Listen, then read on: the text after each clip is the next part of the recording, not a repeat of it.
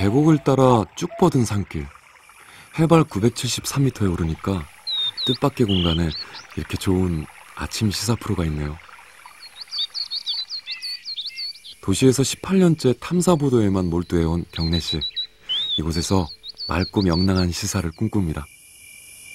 지금 여러분은 어떤 시사 프로를 원하세요?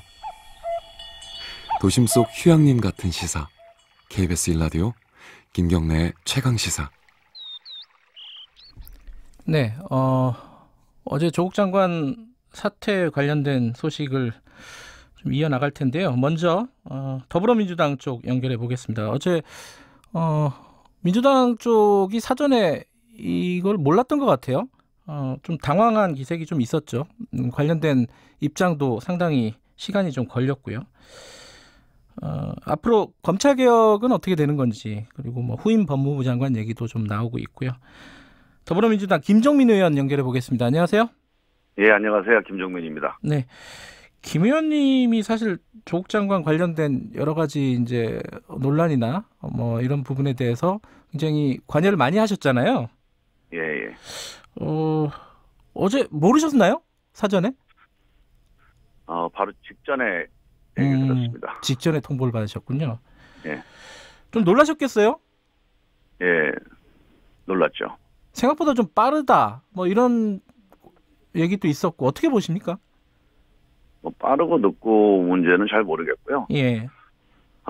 그동안에 이제 우리 조국 장관 본인의 그 상황이 네. 그 옆에서 지켜보는 이제 겉으로 보는 거하고는 다르지 않았겠습니까? 네. 그 가족들의 상황도 있고, 네. 또 이제 그 부인 되시는 분은 건강이 또 상당히 안 좋은 상태고, 네. 그래서 하루하루가 제가 옆에서 지켜보는 사람이 보기에도 하루하루 이제 아슬아슬하게 네. 버텨온 건데, 네.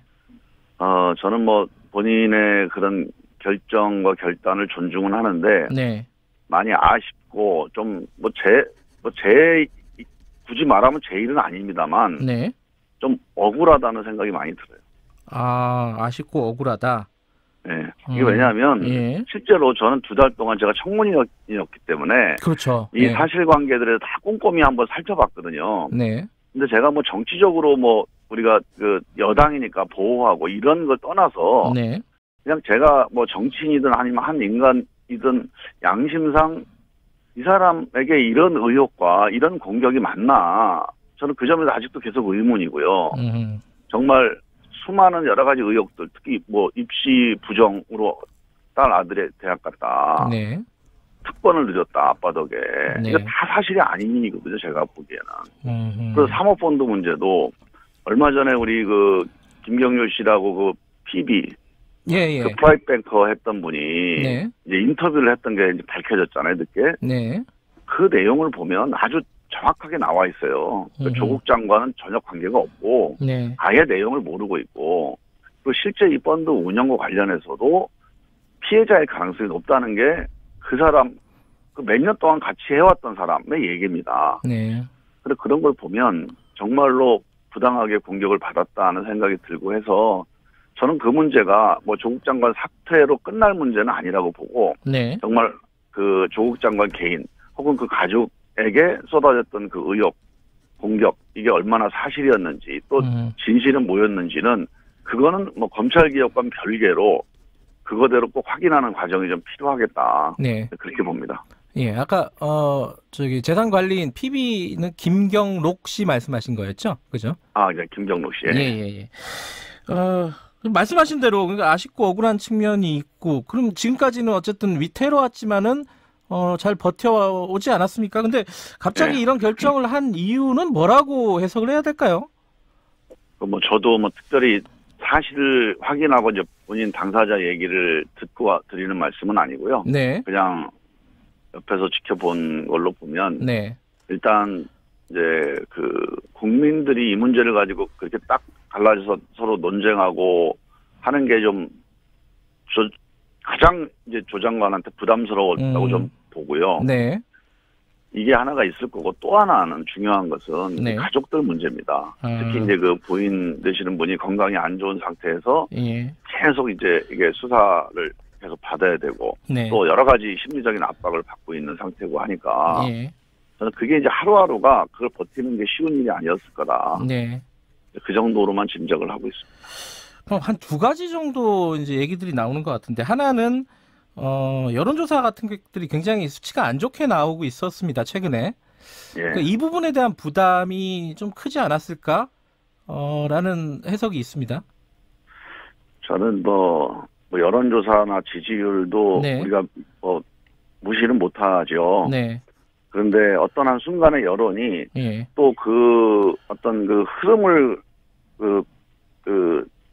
이끌어가는 민심하고 정확히 일치하는 건 아니거든요. 네. 그래서 우리가 여론조사 지지율을 가지고 중요한 결정을 하는 건 아닙니다, 원래. 네. 참고를 하는 거죠. 네. 그래서 그게 뭐 장관한테 심리적인 압박은 될 수 있었겠지만 네. 그 여론조사 지지율 가지고 뭐 장관이든 대통령이든 네. 어떤 그걸 가지고 어떤 중요한 결정이 중요한 원인으로 또는 요인으로 삼지는 않았을 거라 저는 그렇게 봐요.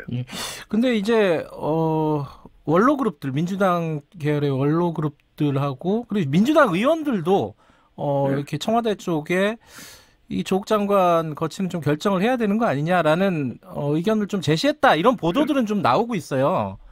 그게 뭐 이제 어제 오늘 일은 아니고요. 네. 사실 뭐 민주당이나 아니면 예전 뭐 우리 저 당의 원로들 뭐 그런 보도도 제가 봤습니다만 네네. 그분들만이 아니라 네. 대한민국의 온갖 모든 그 논쟁의 장에서 네.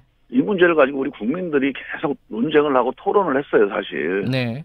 그래서 각자 의견들은 서로 다르죠. 네. 그리고 그 다른 수많은 그 논란들, 경론들, 뭐 이런 네. 거를 이제 장관이 계속 뭐 지켜봤을 거 아니겠습니까? 예. 그리고 그 과정에서 이제 자기가 어떤 선택을 해야 되는지 계속 매일매일 어떤 선택의 나날이었을 거라고 보고요. 네. 그게 특정하게 어떤 뭐 언론들의 얘기가 영향을 미쳤다 이렇게만 볼 일은 아닐 거라고 봐요. 예. 그러니까 아까 잘 버티다가 왜 그랬냐라는 반대되는 질문인데, 아니 예. 이렇게 사퇴할 거면은 조금 일찍 하는 게 더 맞지 않았느냐, 여기까지 와갖고 사퇴하는 거는 이건 좀 잔인한 말이겠지만 좀 무책임한 거 아니냐라는 비판도 있을 수밖에 없지 않겠어요? 저는 뭐 그렇게 비판하는 기사를 제가 봤는데 그거야말로 정말 무책임한 비판입니다. 네. 지금 이 상황이 네. 저는 둘 중에 하나로 정리가 됐어야 되는 사실관계를 보니까 네. 좀 억울한 면이 있다. 네. 그래서 이 부분에 대해서는 우리가 정치적인 공세는 좀 중단하자. 네. 이러고 정리를, 저는 이게 맞는 길이었다고 봅니다. 제가 청문위원으로 수달 네, 동안 네. 사실관계를 확인해 본 결과 네. 저는 이게 맞는 결론이었다고 보는데 네. 이 결론이 안 내려지고 있잖아요, 지금. 음흠. 그 안 내려지고 있는 상태에서 정말 하루하루 이게 온전히 이게 조국 장관한테 이제 부담을 계속 지워오는 상황이었는데 네네. 근데 이 상황에서 인간적으로는 그 가족들이 겪는 고통이 그게 시간이 지나면 이게 좀 없어지겠지 그렇게 생각을 했을 거예요 아마. 예. 근데 이게 계속 없어지지 않고 네. 특히 이제 그 부인 같은 경우는 이제 건강이 안 좋다고 하는데 네. 그 상황이 계속 이렇게 누적되고 있는 거잖아요 지금. 예. 저는 그래서 이렇게까지 문제가 해결이 안 되고 네. 이렇게까지 자기 진심이 전달이 안 되리라고 차마 생각했겠습니까 시작할 때. 지금 말씀이 이제 이렇게까지 전달이 안 되냐, 이 측면이 사실은 네. 최근에 나온 굉장히 안 좋은 수치, 최악의 어떤 여론조사 수치, 이런 네. 것들이 결국 그 부담이 되지 않았을까? 또 다시 돌아가서 얘기를 드리면은 그렇지. 저는 예. 여론조사 수치가요. 네. 되게 우리가 수치화돼 있으니까 되게 이제 중요하다고 생각을 많이 하는데 예. 눈에 확 들어오잖아요. 네. 근데 이제 그거 이전에 큰 흐름이라는 게 있지 않겠습니까? 네. 저는 큰 흐름이 저는 이제 조 장관 입장에서 보면 네. 내가 이게 억울하니까 네. 혹은 그 수많은 의혹들이 사실이 아니니까 네. 시간이 지나면은 밝혀질 거다. 또 시간이 지나면 아마 국민들이 받아주실 거다. 이런 생각을 갖고 여기까지 온 거라고 봐요. 예. 근데 그 흐름이 바뀌질 않잖아요. 이게 뭐 수치가 몇 퍼센트 예. 떨어지고 이런 문제가 아니고 예. 이게 큰 흐름이 이 평행선이 예. 접점이 만들어지지 않는 상황이 예. 힘들었겠죠, 당연히. 그게 무슨 뭐 수치의 어떤 변화가 네. 뭐 몇 퍼센트까지는 버틸만 하고 몇 퍼센트 넘어가면 안 된다. 이런 네. 거는 그냥 옆에서 이제 그 평론할 때 할 수 있는 얘기지. 예. 뭐 당사자 입장에서는 그 수치가 직접적인 요인은 아니었다고 저는 봅니다. 검찰 수사는 뭐 원칙대로 진행이 된다. 이게 이제 뭐 검찰 쪽 얘기인데 예. 검찰 수사의 결과에 따라서 누군가 좀 책임을 져야 된다. 이렇게 보시는 건가요? 그거는 뭐 당연하겠죠. 검찰 수사의 결과 네. 누군가가 죄가 있다 그러면 그 죄 지은 사람이 처벌을 받아야 되는 거고. 네. 아까 이제 억울하다고 말씀하셨으니까요. 예. 네, 만약에 억울하다. 네. 그러면 어떻게 이런 상황이 오게 됐는지를 한번 우리가 돌아봐야죠. 네. 그거는 검찰 수사에 문제점이 있는지도 봐야 되고 네. 또 그 과정에서 이 언론 보도가 과연 얼마나 책임 있고 또 네. 사실에 부합했는지도 봐야 될 거고. 네. 특히 지금 이제 정치권의 정치 공세, 네. 특히 한국당의 정치 공세가 정말 도를 넘은 거 아니냐. 이런 상황으로 가면 어떤 대통령이 국정 운영하겠냐. 네. 또 누가 장관을 할 수 있겠냐. 네. 좀 대한민국 국정이 정상적으로 돌아가겠느냐. 네. 저는 이 수사 결과가 나오면 이런 모든 문제들을 한번 이거 공개적으로 우리가 네. 토론해보고 점검을 해봐야 된다고 봅니다. 수사 결과가 뭐 상당 부분 무혐의가 나오고 법정에서도 뭐 사실관계가 아까 말씀하신 대로 억울하다 이 측면이 밝혀지면은 윤석열 총장이 책임져야 된다고 생각하십니까? 그 문제는 네. 뭐 제가 지금 얘기하는 건 좀 적절하지 않을 것 같아요. 네, 일단 그 문제에 대해서는 답변을 안 드리는 걸로 알겠습니다. 양해를 좀. 검찰 개혁은 어떻게 되냐 이게 제일 또 걱정이기도 하고 네. 관심사입니다. 이게 장관 자리가 상당 기간 공석이 될 텐데 네. 뭐 지금까지 추진해 왔던 게 예정대로 진행이 잘 될까요? 어떻게 보세요? 저는 조국 장관 이전과 이후의 가장 큰 변화는요. 네, 그러니까 장관도 중요하지만 조국 장관이라고 하는 검찰 개혁의 어떤 상징, 네, 적극적인 검찰 개혁의 어떤 그 책임자가 네, 이제 있느냐 여부도 상당히 중요한 문제인데요. 예, 그거보다 더 큰 변화는 네, 수많은 국민들이 검찰 개혁에 대해서 아주 구체적이고 아주 네. 강력하게 요구를 하기 시작했다는 거거든요. 네, 그래서 저는 지금 상황에서 검찰 개혁이 그 이전보다 훨씬 더 원칙적으로 네. 추진돼야 되고 저는 반드시 이루어질 거라고 저는 확신을 합니다. 차기 법무부 장관 뭐 박지원 의원은 전해철 의원을 꼽기도 하고 뭐 그랬는데 어떤 네. 요건 같은 게 생각하시는 게 있습니까? 법무부 장관은 이런 사람은 이런 요건을 꼭 갖춰야 된다. 뭐 언론에서도 나오고 있지만 네. 첫 번째가 이 국민들이 요구하는 검찰 개혁의 요구, 예, 이 바람을 온전히 이제 감당할 수 있는 네, 그런 분이 돼야 되겠다. 네, 뭐 그런 생각이 하나가 있고요. 예, 또 이제 많은 분들이 하시겠지만 이런 인사청문회에서 누가 장관할 수 있겠느냐. 그러니까요. 이런 아무도 얘기까지 안 나설 것 나오는데, 같다는 우려도 있어요. 예, 예. 하여간 이 인사청문 내지는 이 정치 공세를 감당할 수 있는 네, 또 그런 조건도 좀 필요하겠죠. 하여간 쉽지 않은 일입니다, 지금. 그걸 감당할 수 있는 건 뭐 전투력이 좀 강하신 분 이런 걸 얘기하시는 건가요? 글쎄 모르겠어요. 저도 참 이거 한번 돌아봐야 됩니다. 이 상황을 이렇게 가져갈지. 알겠습니다.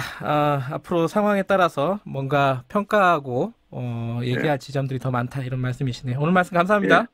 예, 감사합니다. 더불어민주당 김종민 의원이었습니다.